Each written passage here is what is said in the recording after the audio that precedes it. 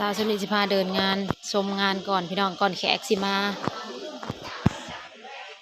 เครื่องดื่มจะเป็นเบียร์ลาวเบียร์ลาวนี่ก็จะเป็นพรมทางอย่างพี่น้องป๊าดทิศโทเดี๋ยวให้อย่างไปเบิ่งกับเขายังไม่ทันได้ขึ้นคือเขาเอาขึ้นซ้ำนี่ก่อนแล้วก็ค่อยเฮ็ดไปเรื่อยๆนะพี่น้องแล้วก็จะเป็นตรงนี้อันหับแขกอันซองงามเนาะพี่น้องมองอันนี้มองใส่ซองพี่น้องมองใส่ซองอันนี้ก็จะเป็นมองถ่ายรูปพี่น้องมองถ่ายรูปมันแพงแต่แท้ได้พี่น้องอันนี้ราคา12,000เฉพาะสุ่มดอกไม้พี่น้องสุ่มดอกไม้ถ่ายรูปนี่ราคา12,000ก็ยังถือได้นี่12,000คือแบบคนกันเองแน่นะ12,000ประมาณนี้แหละพี่น้องเฮ้ยรถเพิ่นก็จะแล่นออกได้เอามา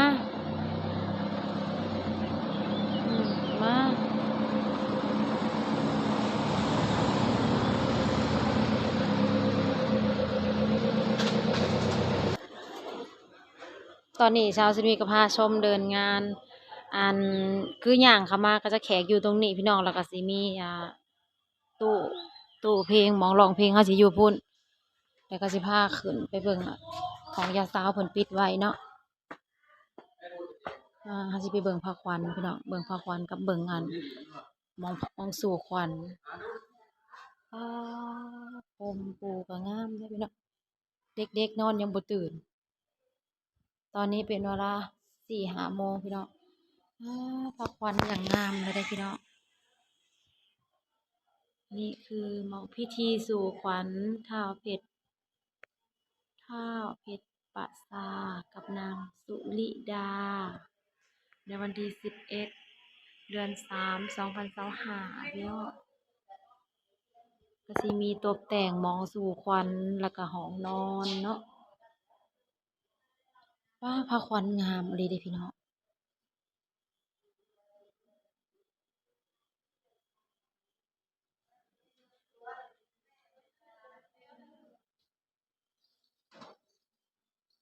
แต่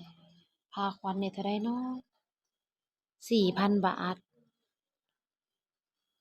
ขางละ2,000พี่น้องพระควันนี่คือจังหวะคันฟังมาบ่ผิดได้ยินว่าคู่ละ4,000พระควันนี่โอ้2 สั้นตีนใหญ่แล้วก็โอ้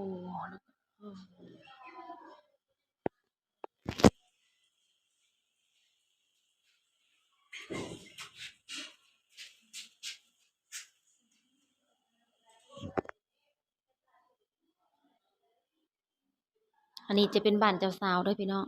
สาวชุดนี้ก็เป็นไพ่มาซอยงานมาช่วยงานเพราะว่าเป็นพ่อของเจ้าสาวก็จะเป็นอาวของไอ้บางน้องดาวจะเป็นน้องชายของปู่สาวสุปนี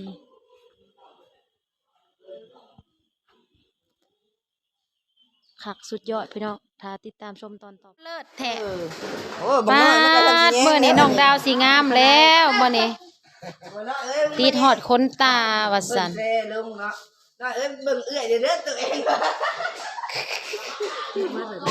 ป้านางบ่เคยแต่งจักเถื่อนางก็สีงามเลิศเมื่อนี้นางไม่เคยใส่นางขยิบนางปฏิเสธแล้วแต่ทีแรกสิใช่กะงามกว่าเฮาแต่งเองอยู่ได้น้องดาวเขาถามเมื่อปนี้ว่าเจ้าค่างานอยู่บ้านมื้อแรงเอาร้านในเด้อค่ะเพิ่นสั่งไว้แล้วเอาร้านในเด้อเพิ่นว่าสิรับกับพอดีกับงานเด้อยกเลิกตอนแรงจบเจือแ ตะกี้น่ะอยู่พุ่นได้ท่าปังทองผู้ได้งานน่ะ สักมาเลย แล้วหัวหน้าบ่ได้ไปซื่อ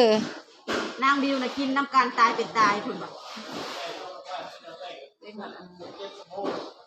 จักคนแล้วรอคิวนี่ แม่นมื้อนั้น อย่าลืมแต่งให้เฮาหน่อยเด้อถ้ามันเกินไปกับพิเศษให้แน่ผู้เดียวนี่จะได้เขาสิว่าซาน้องห้องบ่งามเด้หมู่งามเบิดบ่ได้ห้องบ่กี่ไร่นักห้องเจ้าภาพก็ได้ให้งามนำแน่ป๊าดที่โถยคือกระตุ่นนี่ บ่เคยแต่งจักเถื่อเนียนได้อะเปื้อ เดี๋ยวสวยจะไปเฮ็ด เออ บ่ มันก็บ่คือเฮาแต่เนาะเครื่องเราก็ครบ บ่ได้ครบนี่นะ ยังบ่ครบบ่นี่นะเอามามันครบติ ครบอยู่แต่ว่ามันบ่เป็นของแบบนี้ของมันได้ขนาด อันพอดีเด้อันคนตาเราตีถ่ายเนี่ยมันบาง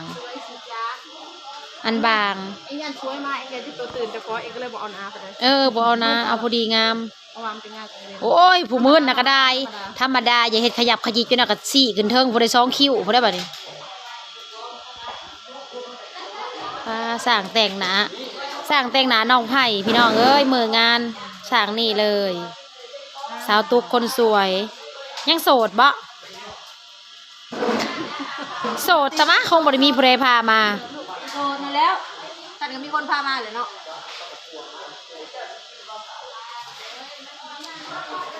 ผู้รีดสูตรก็รีดไปบ่เดียวนี่นะ นั่นแหละจังหวะบ่ได้เอามาให้ โอ้ย มีหอดผู้รีดสูตร มีหอดผู้แต่งหนะ ก็ถ่ายคลิปเหรอถ่ายคลิปด้วยนะ จ้า ถ่ายคลิปเอาน้องดาว ให้งามน้ำโมในจักมือหนึ่ง อู้มามิ ต่อไปจะได้เขามาควันน้ำโมบาทนี่ปาดเอาเบอแต่งหนาแล้วก็สิบ่ได้ไปช่วยเขาได้เด้อบาดนี้ แต่งมาแล้วเมื่อเป็นเมื่อใกล้ เมื่อเกลือไก่ซะก่อน เมื่อเอาว่าออกเนาะ ที่เจ้าเขียนตาดุ่มเขียนตาเทิงงามบ่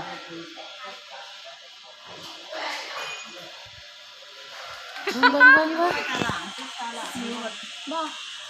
ติดเอาไปทางเดิมนี่แหละเอามุดแล่นไปทางเพดาน นะมีหอดสิติดตาล่างตาหลุ่มผมบ่เดียวนี่นะ บ่ติด มันมีหอดติดตาคนตาทั้งหลุ่มบ่เดียวนี่นะเอาเลยนั่นบ่เราแต้มตางามเนาะนั่นแหละอีตาบางว่าเจ้าขีดบ่เป็นบ่แนวนี้เนี่ยเพิ่นว่า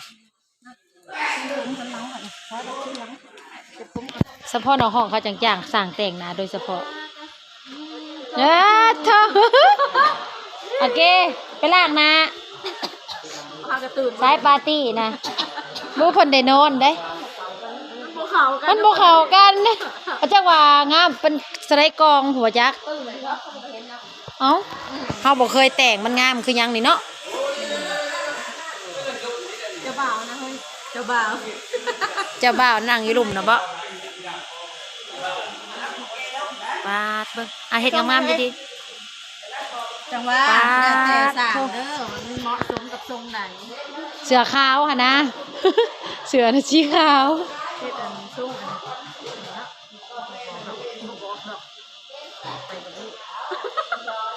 เจ้าดีคิดดีแล้วเจ้าเขาก่อนหมู่นะ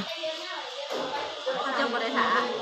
เจ้าบ่ได้ถามหมู่ เฮาแลนก่อนหมู่แลนน้ำเป็นหยังดอก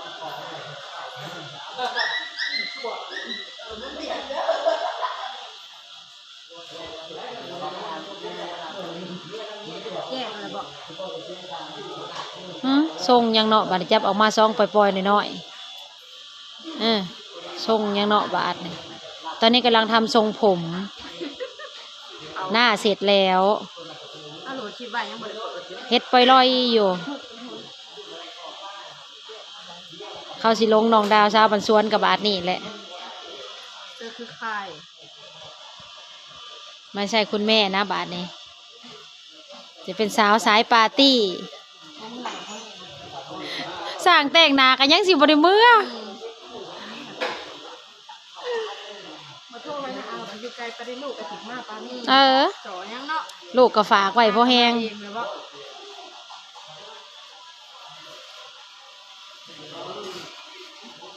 ผมเฮาน่ะบ่ได้หน้ากับผมเฮาน่ะบ่ได้เคยให้สร้างแต่งจักเถื่อ บ่ได้เก่งหักมันบ่ได้เขาหั่นนะอยากฮู้ว่าคันสร้างแต่งมันสิออกมางามส่ำใดทรงผมน่ะก็สิเฮ็ดทรงหยัง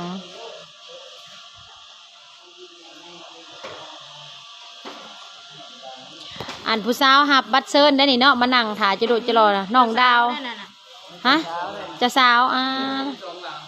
จะสาวคนต่อไป อืม จะสาวปลอมได้นะ จะสาวปลอมต่อไปก็จะได้ข่าวประควันเมื่อน่ะนั่งล่าเด้นั่งล่าก็ได้ปล่อยร้อยอยู่เมื่อนะเมื่อบันดอนนะ เต็มเนาะ อันที่ถ่ายไว้กันพี่น้องเลยตู้เฮากับกำลังมาตู้กับกำลังมาวันนี้สาวสุปนีรับบทเป็นนักร้องจักหน่อยเฮากับสีบริหารแขกอันนี้คือขั้นตอนแต่งหน้าเด้อพี่น้องเด้องานหรูหรานะพี่น้องค่ะโอ้ทางเขาก็ได้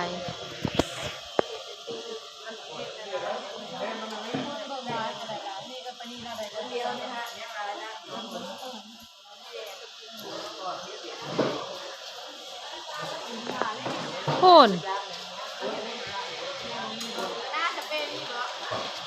สร้างแต่งหน้าลืมสเปรย์บาทนี่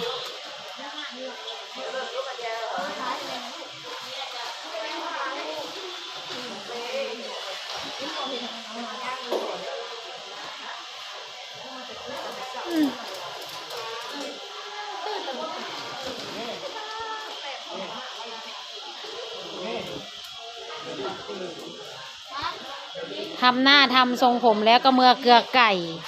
เอางัวออกใส่เสื้อผ้าให้ลูกบาดนี้เพื่อเพิ่นแล้วเวียกเพิ่นลดขี้ไล่เบิดเลยเนาะอีหยังตัวนี้นะเฮ็ดให้มันเป็นหยังหากเป็นแบบแหงบ่แนวนั่นบ่พอผมมันสิสีข้างย่างกิ้งยิงได้พี่น้องเอ้ยผมมันหล่นแล้วมันก็สีใหม่ฮะเด้ยายสิกินหยังมีหยังที่ยายกินได้จังวะงามเด้เฮ็ดให้เฮานี่เด้องามๆเด้อมีหยังที่ยายกินได้จักแล้วแน่นี่นะบ่มีจักอย่างมันมีแต่เนื้อนี่จะเอามาให้เด็กน้อยหั่นแหละให้น้ำเตยเอามางามเลยพี่น้องเอ้ยนี่เลยน้องดาวสวยมากคืออีหลีเด้อคืออย่างคือเจ้าสาวผู้ต่อไปป้าคือนักร้องนะไปเป็นนักร้องเด้อ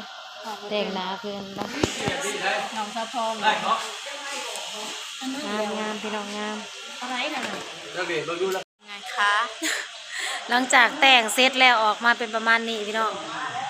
ป้าบอกคือน้องดาวคนเก่าเลยบัดได้สัมพออันนั้นบัดได้ผัวจังสิแต่งใหม่พี่น้องมีแต่ไปเอากระดาษเช็ดชูซับเอาในแขวน้ำผ้าดิมันจะติดแขวป้าอันนี้เฮาทาแป้งธรรมดาได้สาวสุนีทาธรรมดาพี่น้องโฆษณาก่อนและเฮาก็แต่งเองทาธรรมดาประมาณนี้อันนี้ติดขนตาอันนี้กับเขาแต่งเขาสิติดขนตาให้อันนี้เฮาบ่ได้ใส่ครีมห้องพื้นเนาะเฮาใส่แต่แป้งกระดับธรรมดากับครีมธรรมดาอันนี้จะมีครีมห้องพื้นแล้วก็ใส่ขนตาติดขนตาแล้วก็เขียนขีดขอบตานะพี่น้องมันก็สิต่างกันกับหน้าเฮาแต่งเองกับสร้างแต่งทรงปอกทรงผมเพิ่นก็สิเฮ็ดงามชาวสุปนีนะไปร้องเพลงกับบ่เคยได้สร้างแต่งเลี้ยวไปน่ะแจ้งแล้วบ่ยังมืดอยู่สัมพอนักห้องเขาเจ้าจะงามเนาะคนนักห้องดังๆเจ้าสาวก็งามเจ้าสาวก็งามนักห้องก็งามท่านข้างนี่คืออันนี้นะผักลาดข้างนี่งามเวลาถ่ายหกไปนี่ยังสิวะบัดนี้เขาจะใส่เสื้อสีขาวพี่น้องใส่เสื้อสีขาวแล้วก็สินสีชมพูน้องดาวจะแต่งตัวสีขาวสีชมพูใครคือมาเม่นก่อนหมูใช่ปะไอแดงบ่พ่อใหญ่ดอน ใหญ่ดอนบ่ เอ้าผู้ใหญ่โดนบอกว่า พี่ดอน พี่ สิ ดอน ทำไมต้องเรียกผู้ใหญ่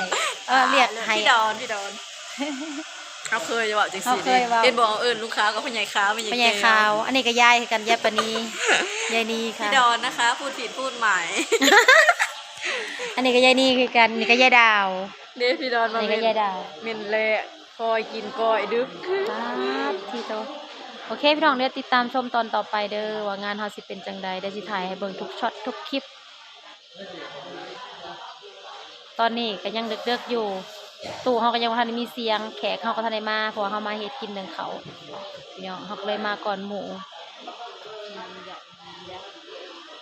งานไม่ใหญ่แน่นาวิไม่ใหญ่แน่นาวิ